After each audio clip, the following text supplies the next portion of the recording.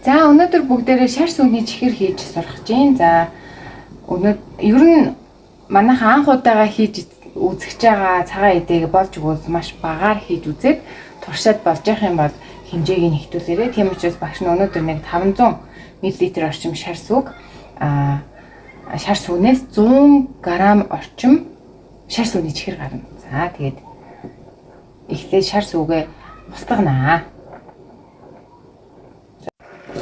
За ингээд шар сүг маань бараг талаас илүү ширхсэн. Ингээ хөөсрөөд буцалж байгаа үед нь бүгдээрээ одоо амтлах сахараа хийнэ. За багш нь бол органик эрүүл одоо шар сүний чихэр хиймээр байгаа учраас ийм хоёр янзын сахар олсон. Нэг нь болохоор органик coconut sugar буюу одоо коксны сахар. Нөгөөх нь болохоор монголчуудын маань сайн мэддэг бурам.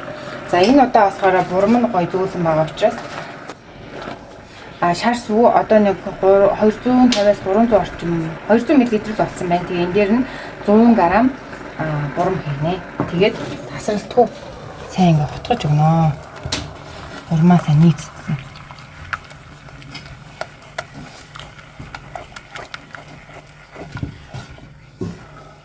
За одоо саяны шар сүг маань бурмаа хийснээс хойш нэг 10 минут тасралтгүй байнгын ингээд хөдөлгөөд тахад нэг 10-аас 15 минут болоход хараа. Яг нэг иймэрхүү болно. Нэг юм урсж байгаа 90 саятай болж байгаа.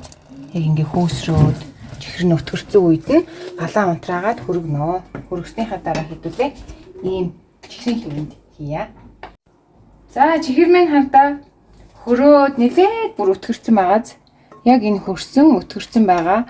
Гэхдээ хатуураагүй байгаа үед нь хэдүүлээ хэвэндээ хийнэ.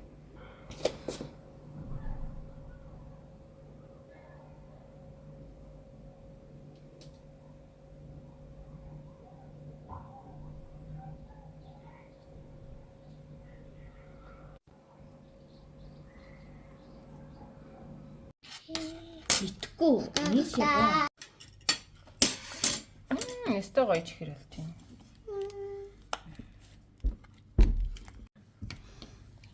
Миний хөл байгаад үзтээ.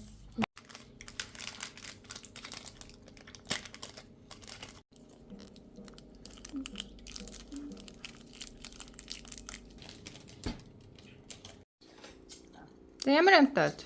Гоё.